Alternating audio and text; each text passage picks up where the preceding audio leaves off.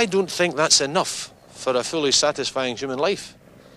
It's more an indictment of society that there is this reliance in football to give people a sense of identity. It's not a bad thing, it's a good thing, but certainly it seems to me a bit of a hallmark of a society which has proven itself inadequate in terms of giving people a sense of belonging and a sense of identification. I think that it's asking far too much of football to expect it to play this all-embracing social role. And I'm saying that as someone that loves the game, and so do the great majority of my fellow Scots. Well, we have certain problems just now. When a city is rebuilding itself on a massive scale, as we are rebuilding in Glasgow, then it looks untidy.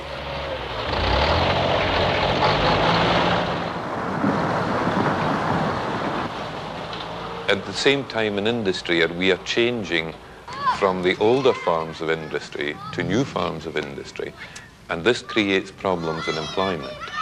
And we have a higher degree of unemployment here than in other parts of the country. And part of my work as Lord Provost is to encourage new industry to come in and settle in Glasgow and to have further developments of employment. There is no sense of identification with institutions, with organisations. The sort of setup of modern industry certainly creates the attitude of mind on the part of the worker that he cannot identify himself with his place of work. I mean, he owns nothing in that place of work, not a brick. It's owned by shareholders whom he's never seen. The fate of his company can be determined in a boardroom on the other side of the world if he's employed by some multinational concern. I mean, that's at work. And then in life, the modern day planners seem to be soulless. They design towns almost as if they were dormitories, where you come from your work and you go to sleep at night. They develop town centres which are not town centres at all, but commercial shopping centres. And when the shops close, it's then an asphalt concrete jungle, like a cemetery that remains dead until the shops open the next day or when the weekend's over. And so you could go through various aspects of life, and there's not many opportunities open for a person to identify. Now, I think this is where football comes in. And we Glasgow and Rangers are completely synonymous. But we're a wider scope than that because we have fans and supporters from all over the country, all over the world. We feel we're a worldwide organisation. Indeed, when we had our centenary, we had people coming from Canada and from Australia, and we had a fascinating night that was full of nostalgia. We had invited over 230 old Rangers players.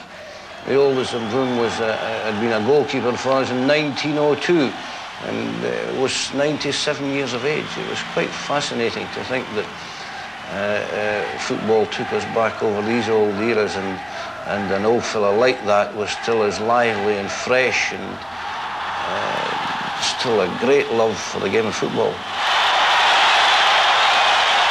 We're very proud to be 100 years old.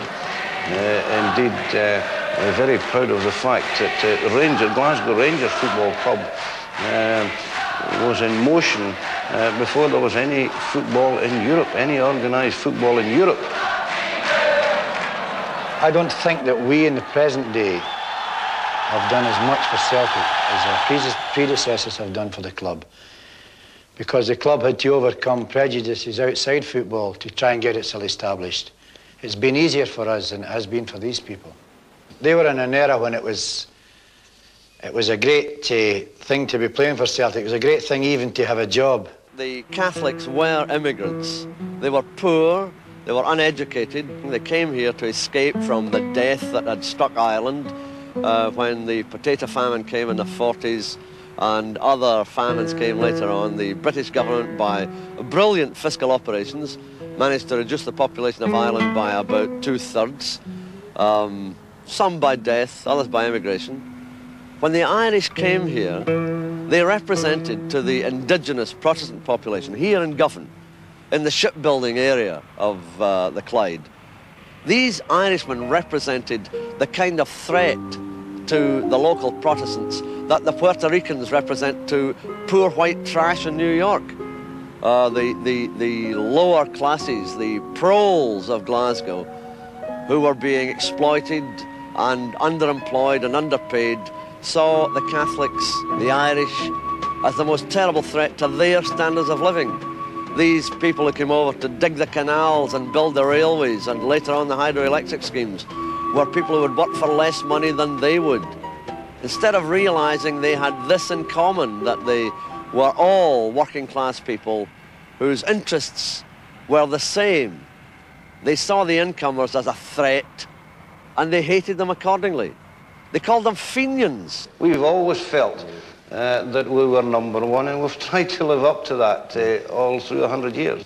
I think that the people who were in charge of the legislation of this club were proud people in themselves who liked to think that they were better than the next man or the next other club who was coming up at their back. They always tried to be one step ahead in everything they did. I think basically it was started at that time as a diversion and purely as a sport. It's gone beyond sporting instincts now. It's all top clubs like Glasgow Rangers and the big clubs throughout Europe. They're run as business organisations. Well, the Rangers Football Club is a public company, is a limited company. You've got to buy shares, become a shareholder. Any member of the public can buy shares in the Rangers Football Club.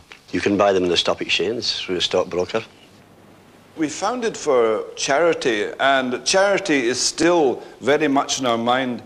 But as we are now living in a welfare state, the conditions that existed in 1887, 1888 are no longer true today, so that our projection of charity is on a much larger sphere today than it was in those days. Whereas in those days, all the charities were local because the need was local. It was a great need locally at that time. Today, the need, unfortunately, is worldwide, such as Oxfam, UNICEF, so that although we do give to local charities, we also do give today on a world scale. We have big business within Glasgow Rangers, like the weekly pools we have, but nothing has ever been allowed to overshadow the basic principle of playing the game and interesting the public who want to see Glasgow Rangers play football.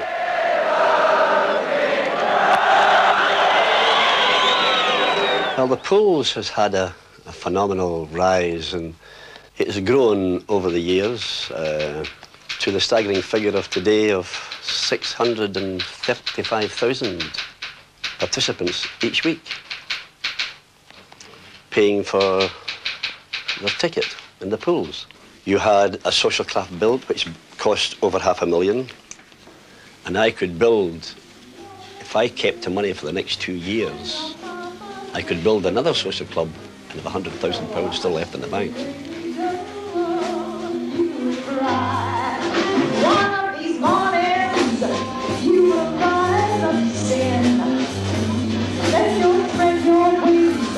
The demand for the social club is extraordinary. So much so that we've limited it to 20,000 members, and that's the membership to date. And there are more people wanting in the waiting list than there are members. I think it's about time I came down these steps.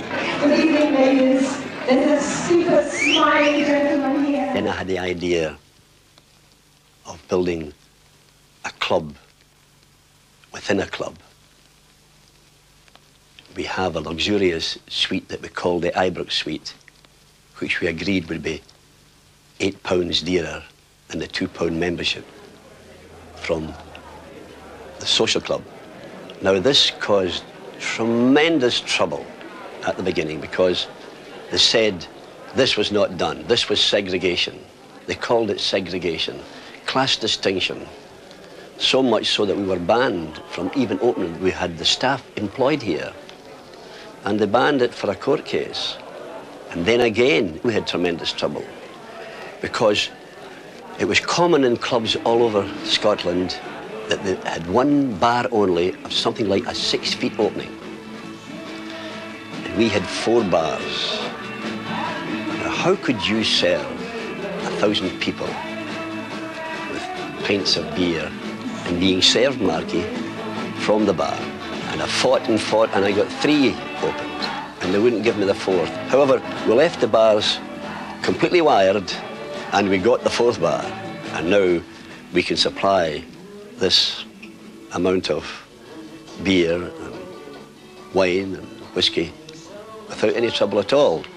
We certainly have a hooligan element which damages the game of football and does it no good whatsoever. It's actually the bugbear of our life, the hooligan fan who causes trouble, who when they get drunk or get involved in fighting mood, it seems to affect some of them that way.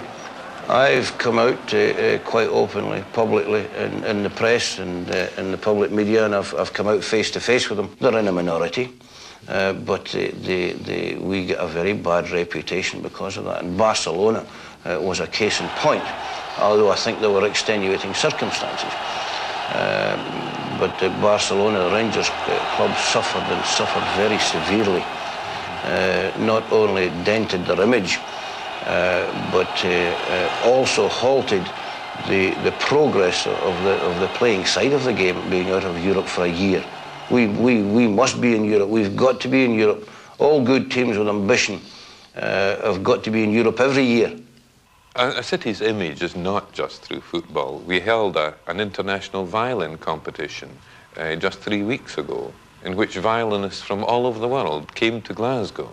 And it was a feast of music for music lovers. You know that somebody from Australia came all the way from Sydney to see the ring cycle in Glasgow because this was the only place in the world he could see it. But we do have an image through football, and unfortunately, that image is not always good. The same weekend as we have had trouble in Glasgow, however, we have had trouble in, and I've got the papers in front of me, Carlisle and Workington. 34 people were arrested in a game. Another one in England, 148 people were arrested. Another one, 42 people were arrested. This is something that's happening to football all over Great Britain. At the same time, I'm certainly not happy about the position. And I'm encouraging the clubs to discipline their supporters and get rid of those people who are giving a bad name to the clubs in Glasgow and also a bad name to Glasgow abroad.